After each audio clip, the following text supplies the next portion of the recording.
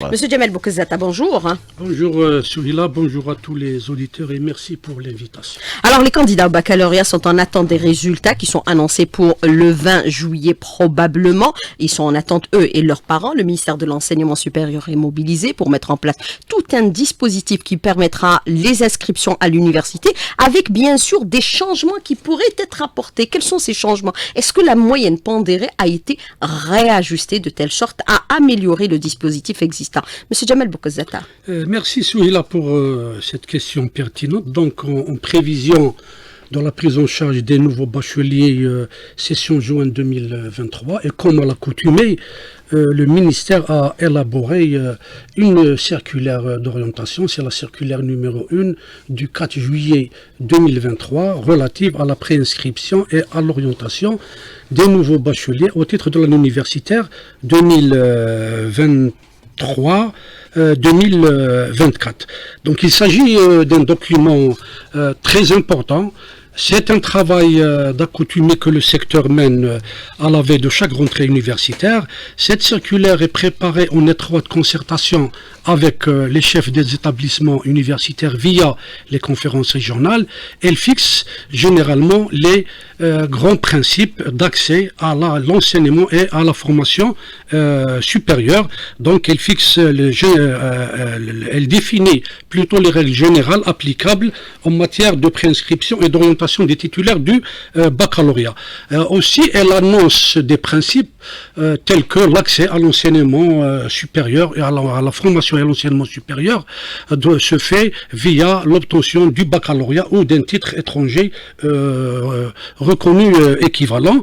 Aussi, l'accès, les nouveaux bacheliers peuvent prétendre à une inscription dans un parcours de formation soit en présentiel ou à distance, conformément à la réglementation en vigueur. Les bacheliers peuvent, s'ils le souhaitent, poursuivre deux parcours en parallèle selon la disponibilité des offres de formation, les conditions d'accès et les places pédagogiques disponibles. Aussi, cette circulaire permet aux bacheliers d'avoir une idée générale des différents parcours de formation assurés par le réseau des universités, par le réseau universitaire composé de 112 établissements universitaires, ainsi que les possibilités offertes aux nouveaux bacheliers de pouvoir s'inscrire dans des établissements relevant d'autres départements ministériels et qui sont sous tutelle pédagogique du MESRS, ainsi que l'annexe portant réseau des établissements privés de formation supérieure. Donc, elle donne toutes ces panoplies d'établissements pour permettre aux nouveaux bacheliers d'inscrire. Pour aller directement répondre à votre question, bien sûr, beaucoup de nouveautés ont été menées au niveau de cette circulaire. La première nouveauté, et c'est elle est bénéfique, je pense, pour les bacheliers ainsi que leurs parents, c'est que on a repris le travail avec la moyenne calculée, pondérée et associée à la moyenne générale du baccalauréat. Une des nouveautés, donc aussi, c'est le 5 points de formation en pharmacie qui vient s'ajouter aux formations déjà existantes, 7 nouveaux points de formation en sciences vétérinaires, 40 nouveaux points de formation d'ingénieurs en sciences agronomiques. Vous aimez beaucoup, Madame Souhila, le parcours d'ingénieur. On est en train de réhabiliter ces parcours d'ingénieurs, à commencer par les sciences techniques, l'informatique, et cette fois-ci, c'est autour des sciences agronomiques.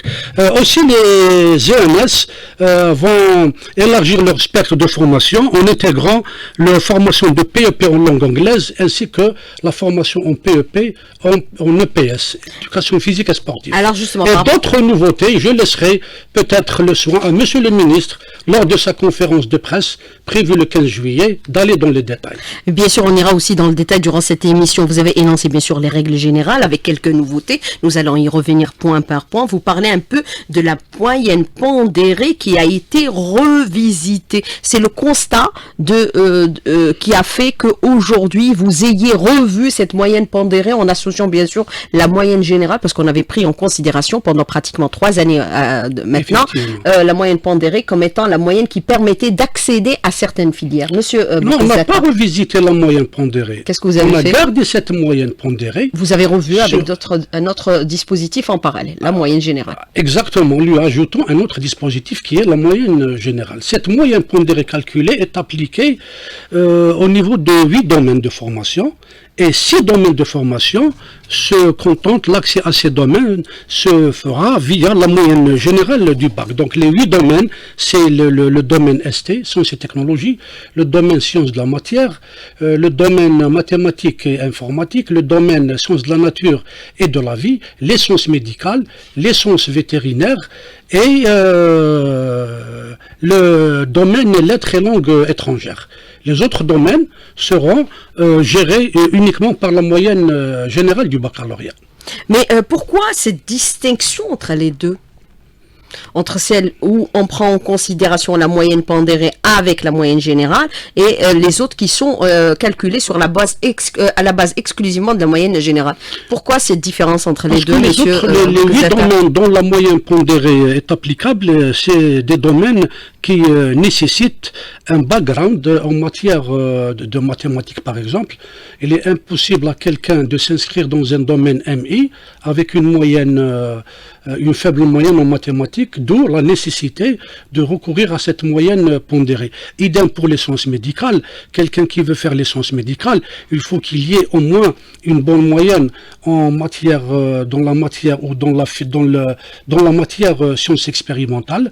Par contre, en sciences sociales et humaines, c'est un bac généraliste, donc il n'est pas soumis à cette moyenne pondérée où il y a vraiment des matières essentielles, puisque toutes les matières au sein de ce domaine se valent, donc on s'est contenté uniquement de la moyenne générale du bac.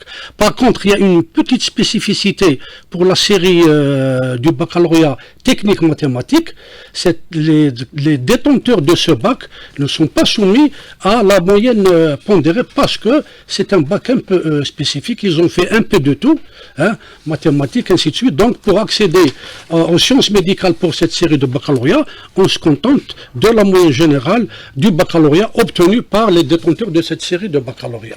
Mais si on prend en considération aujourd'hui pour certaines filières, les 8 dont vous avez parlé pratiquement, monsieur Djamel Boukezzata, la moyenne pondérée et la moyenne générale, c'est parce qu'on a constaté que par le passé, il y a eu une sorte d'exclusion pour certains, parce que généralement, les candidats au bac travaillent sur la moyenne générale. Oui, global du baccalauréat. Écoutez, Sourila, avoir une bonne moyenne générale au bac nécessite des bonnes moyennes dans toutes les matières, parce que c'est la somme de toutes les matières qui composent cette série de bacs. Donc ça va de soi. Donc c'est pratiquement ces deux éléments sont complémentaires. On ne peut pas avoir une bonne moyenne au bac avec des faibles notes dans les matières essentielles. D'où la nécessité de recourir à cette moyenne pondérée, en attendant bien sûr la révision du baccalauréat, parce que tout le monde s'accorde qu'aujourd'hui, que notre bac est un bac généraliste. Mais justement, par rapport à cette question, le bac généraliste en Algérie, est-ce que par rapport à ce qui se dit ici et là, la moyenne au baccalauréat, pour les informations qu'on a pu avoir, même si certains annoncent que des résultats seront supérieurs aux années précédentes par rapport au taux de réussite au baccalauréat, monsieur Djamel Boukezzata, certains disent que les notes en mathématiques pourraient être catastrophiques. C'est le cas ou pas le cas? Est-ce que vous avez eu vent de ces informations ou pas du tout? Sincèrement, on n'a pas eu d'écho concernant on n'aimerait pas s'immiscer au préalable concernant ces résultats. De toute façon, notre secteur a mis tout le dispositif en marche pour accueillir le nombre des bacheliers session 2023. Une panoplie de formations les attendent.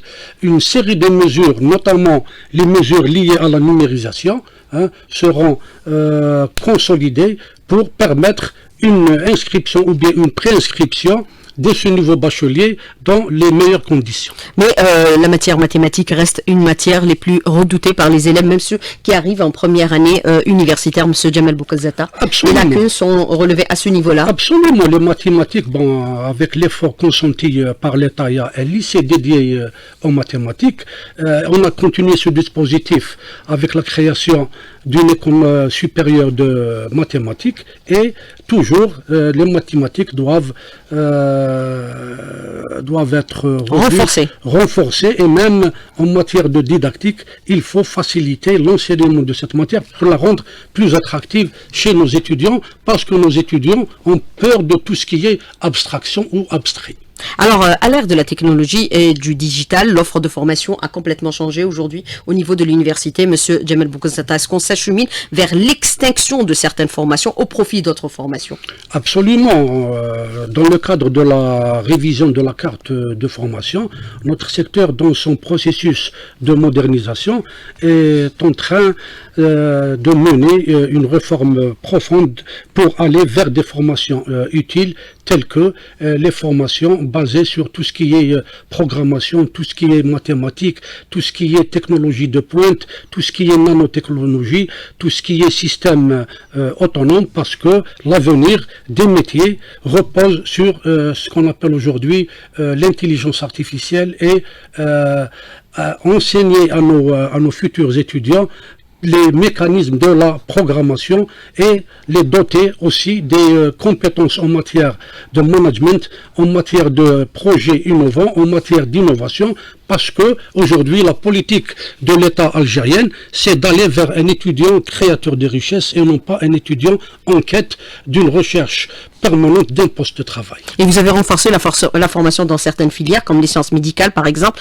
toute formation confondue, c'est-à-dire pharmaceutique, médecine et également vétérinaire, et également réhabilitation du diplôme d'ingénieur d'État.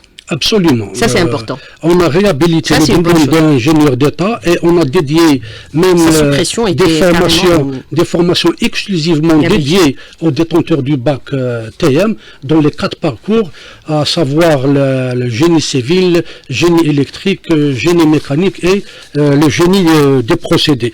Pratiquement,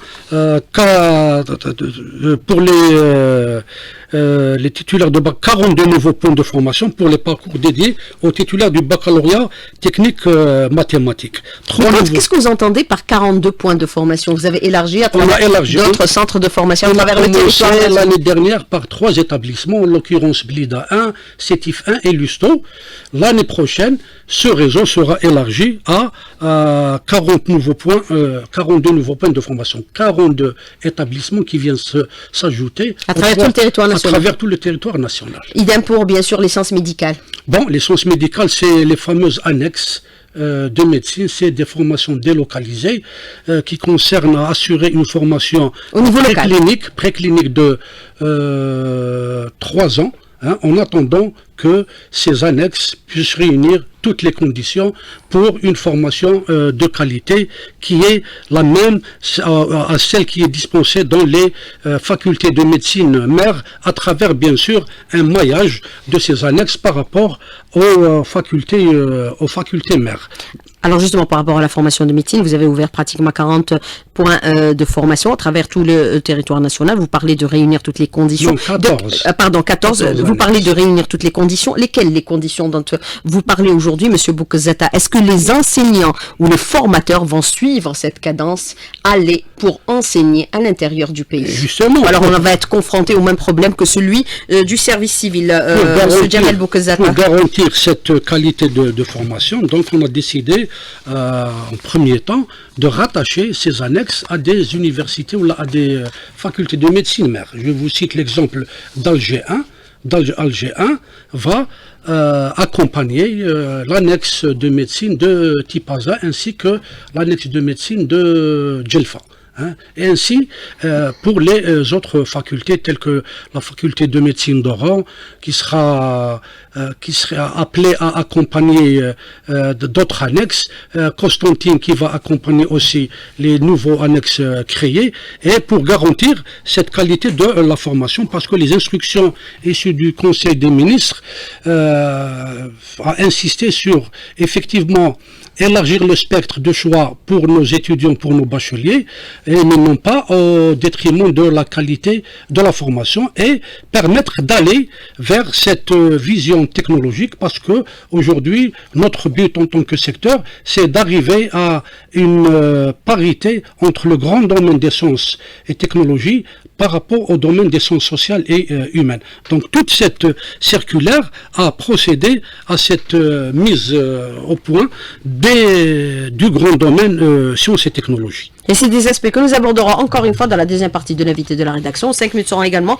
consacrées aux questions des auditeurs qui nous contacteront sur notre page Facebook. Invité de la rédaction, M. Jamel Boukezata, merci. Restez avec nous, on revient dans un tout petit moment. À tout de suite. Alors, M. Jamel Boukezata, je voudrais revenir avec vous sur plusieurs aspects, puisque vous avez énuméré un certain nombre de nouveautés qui vont être introduites, bien sûr, cette année, pour cette inscription, pour cette année universitaire 2023-2024. On a parlé, bien sûr, des offres de formation renforcées dans le domaine médical. Vous avez parlé de la création de 14 points de formation élargis à travers tout le territoire national et qui concerneront plusieurs wilayas. Vous avez cité entre autres Djel Fati Baza, il y a Maskara Saïda et Djidjel et d'autres, vous allez nous les énoncer dans un tout petit moment. Est-ce que, bien sûr, cette offre de formation accompagne la dynamique aujourd'hui mise en place par l'État pour un peu élargir également les centres de soins, c'est-à-dire rapprocher les centres de soins des centres de formation également à travers tout le territoire national. Monsieur Jamel Boukezata, vous êtes dans cette vision? Oui, on est complètement dans cette vision. Premièrement, c'est pour permettre l'accès aux soins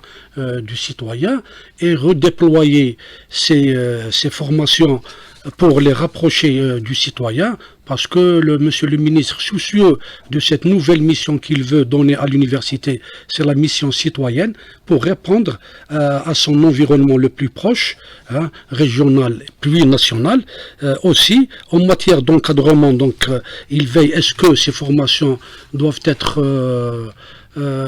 assurées par un encadrement de qualité, d'où la nécessité de s'adosser à des facultés mères. Par exemple, pour l'annexe de Boumerdes, donc il est lié à la faculté de médecine de Tizi Ouzou, l'annexe de Tipaza à la faculté de médecine d'Alger 1, l'annexe de Tiaret à la faculté de médecine d'Oran 1, l'annexe de Biskra à l'université ou bien à la faculté de médecine de Constantine 3, l'annexe de Chlef à Blida 1, l'annexe de Msila à Sétif 1, l'annexe de Skigda à Annaba et l'annexe de Oumi Bouaki sera accompagnée par la faculté de médecine de Constantine 3, l'annexe de l'Oued sera accompagnée par la faculté de médecine de Betna 2 et l'annexe de Saïda par Sidi Bel Abbas et enfin l'annexe de Djidjel par l'université de Béjaïa.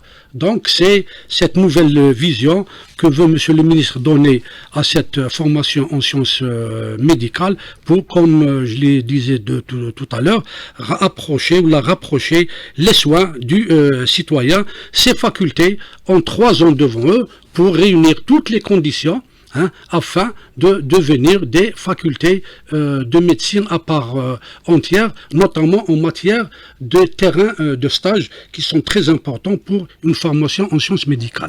Et bien sûr, du bière de coup, ça va aussi à la fois alléger les œuvres sociales. Je voudrais revenir avec vous, bien sûr, sur ce déploiement au niveau du territoire national pour cette formation de médecine, mais est-ce que les professeurs vont se déployer également pour l'enseignement de médecine à travers toutes ces annexes du pays? Monsieur Boukezata, quelle est votre réponse justement? Parce que certains parlent déjà de frilosité.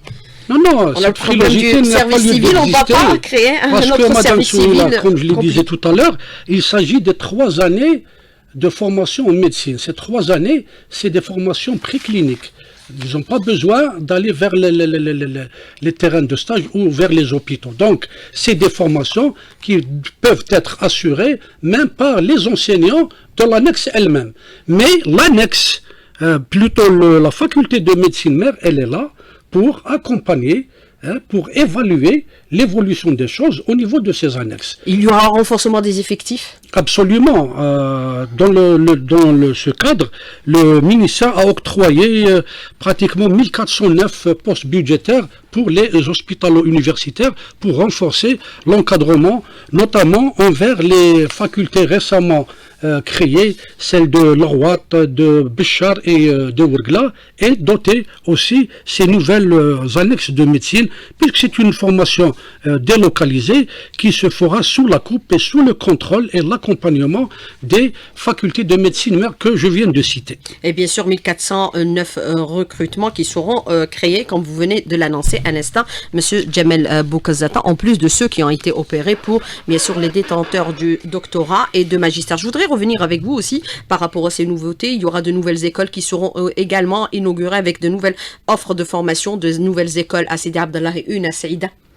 Effectivement, donc, parce que je tiens à rappeler que la stratégie du secteur repose sur 4 grands paramètres, 4 grands axes, à savoir une formation utile, de qualité, une recherche utile et qui permet à l'université de s'ouvrir sur son environnement et créer de la richesse, et cette gouvernance, ou bien l'amélioration de la gouvernance, notamment la gouvernance numérique, et bien sûr former des étudiants entrepreneurs. Voilà pratiquement les 4 axes de notre stratégie, et pour ce faire, toute une démarche a été initiée, à commencer par la création de 94 incubateurs,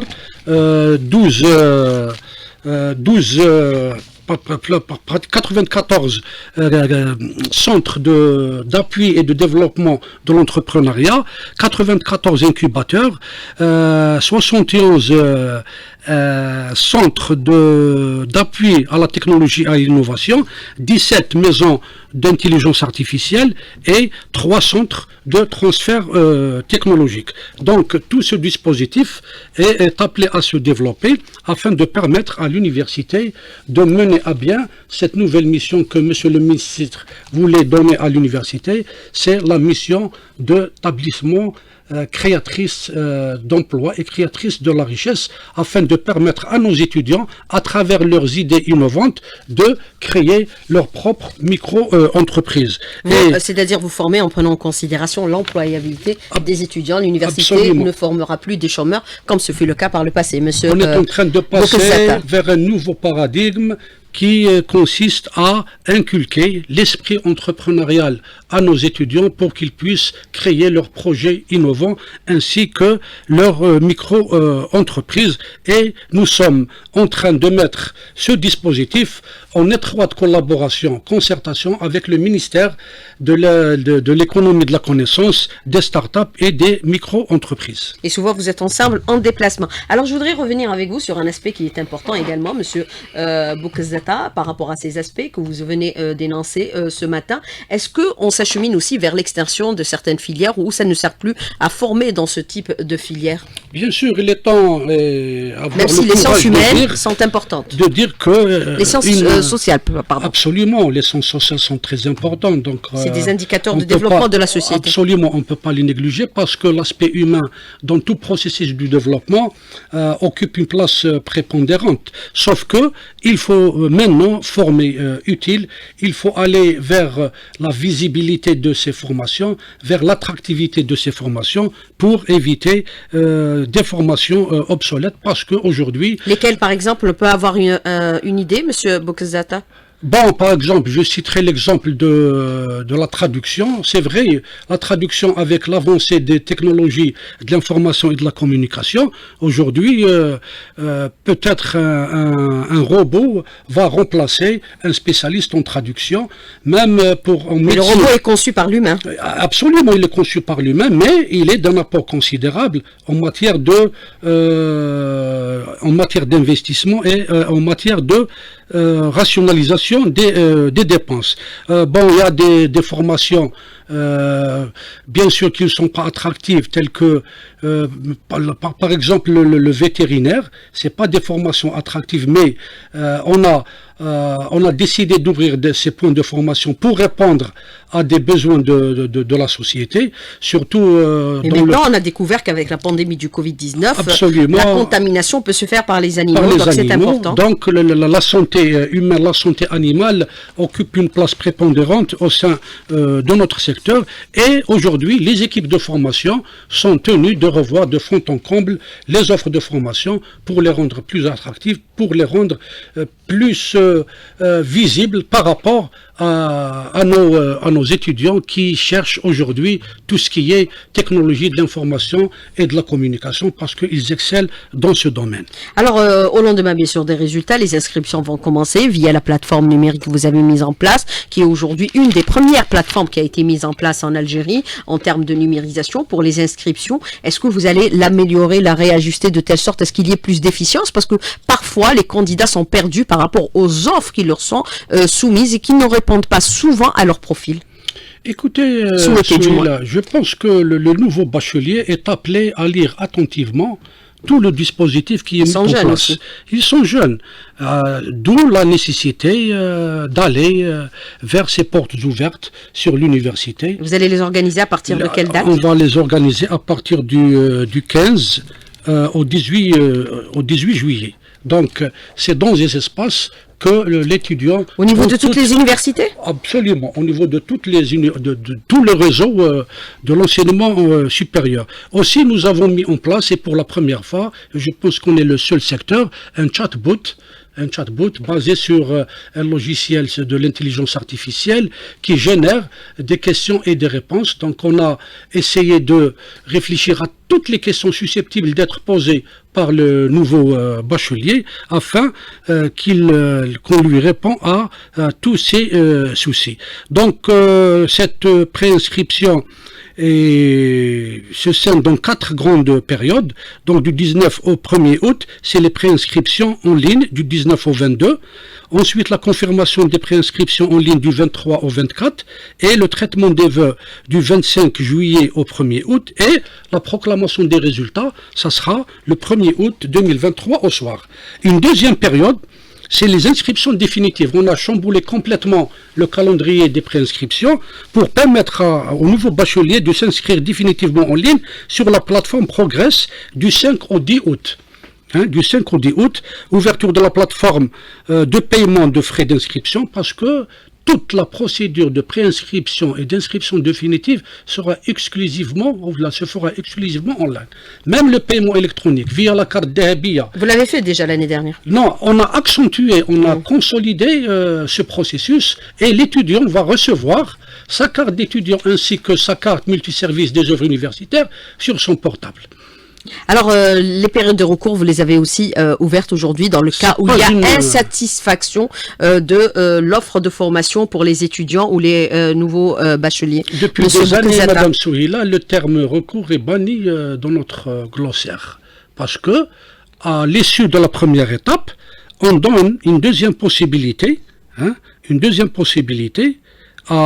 bacheliers n'ayant pas été satisfaits dans aucun de leurs choix. Donc on leur donne une deuxième possibilité, donc ils introduisent une fiche de vœux d'où ils renseignent 6 choix dans cette fiche de vœux, dont 2 formations en licence LMD, locale ou régionale, puis ils vont recevoir leurs résultats à partir du 13 août au soir. Donc, la deuxième opération dédiée aux candidats n'ayant obtenu aucun de leurs choix, c'est le cas de choix 0. Donc, du 6 au 8 août, c'est la nouvelle fiche de vœux, le traitement du 8 au 13 et la proclamation des résultats le 13 août au soir. Il y a la dernière période, qui est intitulée la période de traitement des cas particuliers. Donc on va traiter des cas particuliers et on donne toute la latitude au chef d'établissement pour traiter ces cas particuliers du 29 août au 5 septembre. Donc là, le dépôt des demandes se fera du 29 au 1er septembre et le traitement des demandes du 2 au 4 septembre et la proclamation des résultats le 5 septembre. Alors, je voudrais revenir avec vous sur des questions des auditeurs très pertinentes ce matin. Monsieur Djamel Boukezata, d'annoncer une nouveauté dans cette circulaire. On va donner une chance aux nouveaux bacheliers d'apprendre l'anglais. J'allais vous poser la question, monsieur. On leur a réservé du 20 juillet au 20 septembre, c'est l'enseignement de l'anglais au profit des nouveaux bacheliers. Mais justement, quand vous parlez de l'enseignement de l'anglais, à partir de l'année, c'est-à-dire entrée universitaire, l'anglais sera quasiment généralisé à toutes les universités, monsieur Djamel Boukezata, ou sera graduellement généralisé? Effectivement, l'anglais sera graduellement généralisé.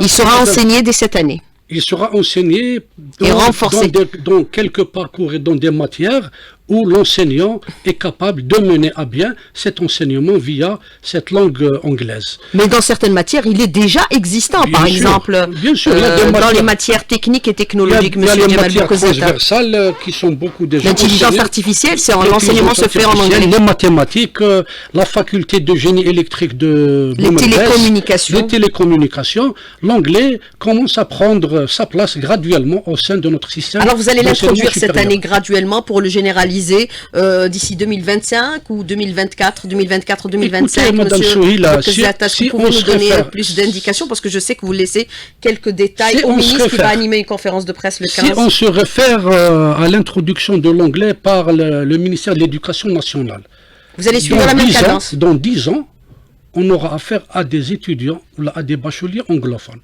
Donc, notre secteur a anticipé pour entamer cette démarche et préparer nos enseignants ainsi que nos étudiants à cette langue qui est une langue internationale. Pour ne pas dire enseigner uniquement l'anglais, non, on enseigne le français, on enseigne aussi avec de l'anglais et ainsi de suite. Toute langue étrangère susceptible de permettre l'ouverture à nos universités, marhaba biha. Alors, je voudrais revenir avec vous sur un aspect que vous avez soulevé un instant, monsieur Djemal Boukezeta. Vous avez déclaré, bien sûr, que nous suivons la cadence du gouvernement en matière d'offres de formation. C'est la raison pour laquelle vous avez ouvert, par exemple, pour les sciences médicales, mais il y a d'autres aussi matières qui ont bénéficié de points de formation. Vous avez parlé de 14 à travers tout le territoire national. Bien sûr, quand je parle de sciences médicales, je parle de médecine, je parle de pharmacie et je parle de formation de vétérinaire. Alors, vous avez cette question de l'auditeur qui vous dit aujourd'hui, par exemple, en parlant de la suspension de quelques filières, la pharmacie est l'une des filières saturées avec un taux de chômage croissant, mais elle se voit naître de nouveaux points de formation, une augmentation de places pédagogiques et donc directement des pharmaciens chômeurs. Quelle est votre réponse justement par rapport à cette question, monsieur Boukezeta, puisqu'on sait aujourd'hui qu'il y a le pharmacien industriel? C'est un souci légitime. Oui, mais il y a la formation de pharmacien industriel, c'est-à-dire qu'il va travailler directement dans les laboratoires. On a ouvert le domaine des sciences médicales, une ouverture, une fenêtre de ces sciences vers les systèmes LMD, à commencer par ces fameuses formations en licence et en master au niveau de la faculté de pharmacie. Je tiens à souligner que la vision, que Monsieur le ministre a introduit une nouvelle vision de l'université, c'est l'université citoyenne qui est ancrée dans son environnement et de ce fait, elle doit répondre aux besoins ou à la demande de la société en matière de formation et de la qualité de la formation. Écoutez, c'est vrai, c'est un métier qui est géré par une corporation, par un organe, par un, je ne sais pas comment l'appeler, mais aujourd'hui, avec l'ouverture de l'université sur son environnement, pourquoi pas permettre à ce jeune bachelier pharmacien de créer son propre projet innovant et ne pas penser à ouvrir une officine puisque ça devient une tradition.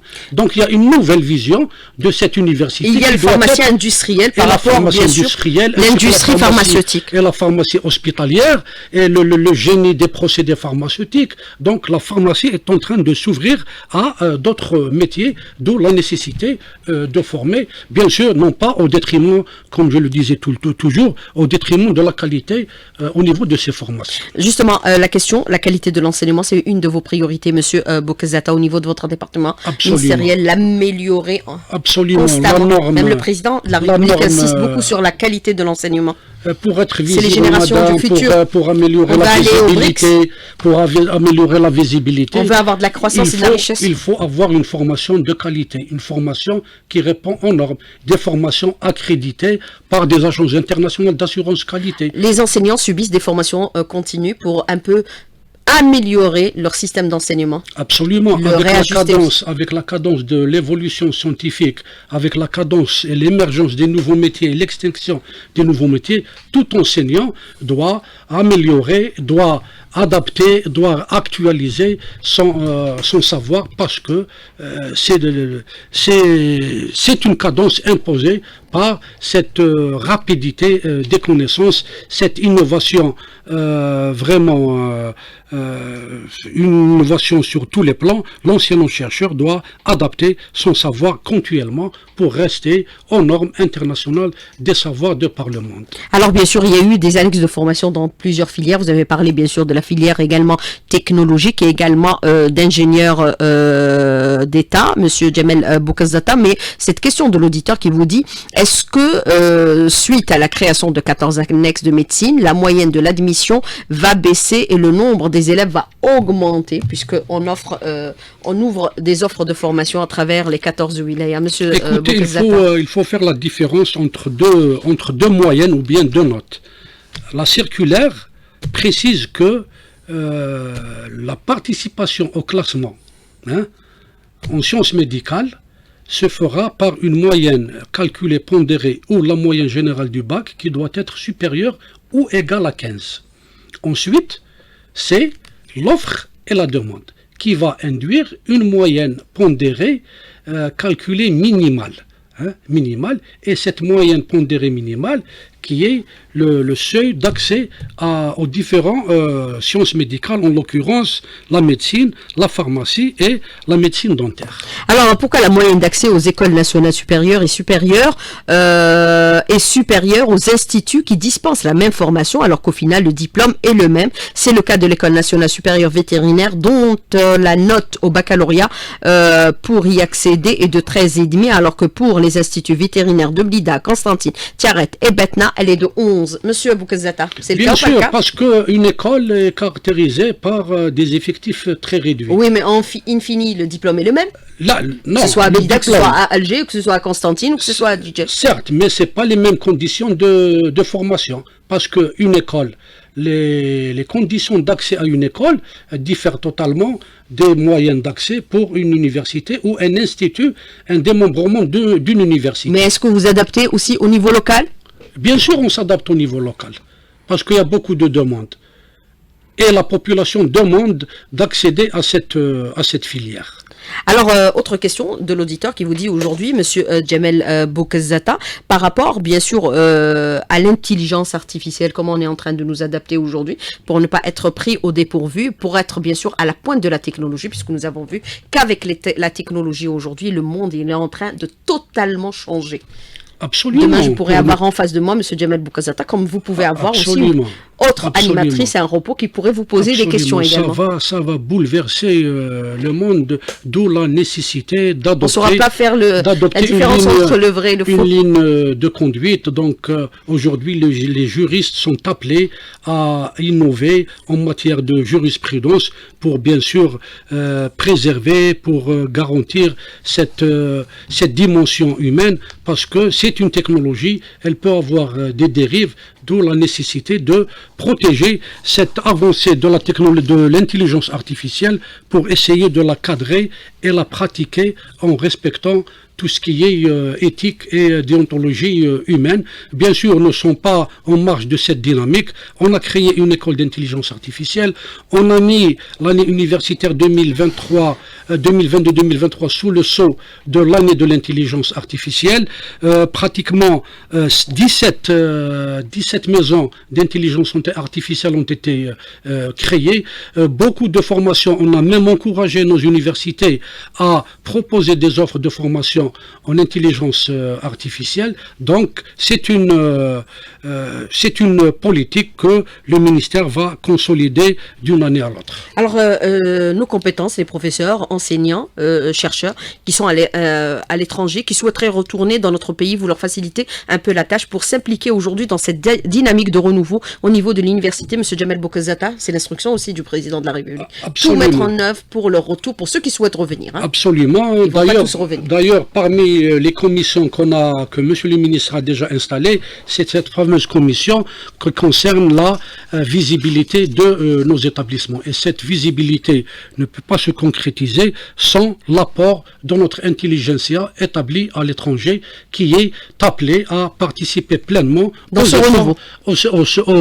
l'effort du développement et de ce renouveau, ou bien le renouvellement de l'université, ou ce nouveau paradigme de l'université algérienne. Et bien sûr, l'université, c'est le noyau de croissance pour notre Absolument. pays. Alors, vous avez aussi cette autre question de l'auditeur qui s'inquiète aujourd'hui, qui vous dit, vous avez ouvert une annexe de formation au niveau de l'université de Djidjel, qui se trouve à Naouana, à 20 km du chef-lieu de la wilaya, mais elle est toujours en chantier. C'est le cas ou pas le cas, puisque le chantier a été lancé en 2013? Il s'inquiète. Effectivement, c'est un chantier qui a été lancé avant l'avènement de ces annexes. Maintenant, à charge des responsables de cette université de trouver l'endroit idoine pour abriter cette annexe de la faculté de médecine. Alors, d'autres nouveautés également par rapport à d'autres filières, rapidement, sur la question de l'auditeur, monsieur Boukezata, on a beaucoup insisté sur, bien sûr, l'intelligence artificielle, le domaine technique et technologique, la formation en sciences médicales, mais il y a d'autres. L'agronomie, c'est aussi important. Bien sûr.